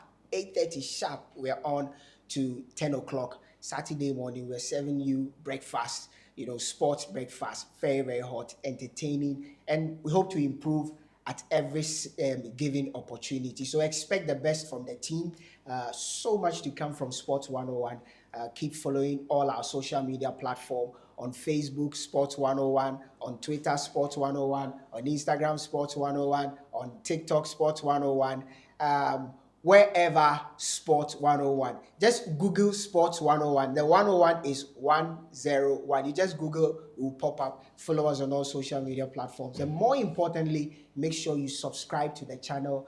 Click the notification button so that whenever we upload a video, whenever we come on live, you will be able to get access to us. Today, I did the show with Kofi Asiedu, Percy Bonnie, the entire team. We're here. Before we check out, prediction, Ghana, Angola. 1-1. I don't want Ghana will win. I want prediction, 1-1. Oh. Ghana, Angola. 1-0 for Ghana. Ghana will win by. So Ghana is not losing. Ghana is not losing. To you. No. I want to sit on the fence. That is the power of attorney I have, So to you, Ghana will lose. I will not talk. I will not talk. But guys, this Saturday we are coming your way live, 8:30 to 10 in the morning. Expect quality content from us. Thank you very much to those that listen to us on Taddy FM. We appreciate you as always, and hopefully we'll see you again next week.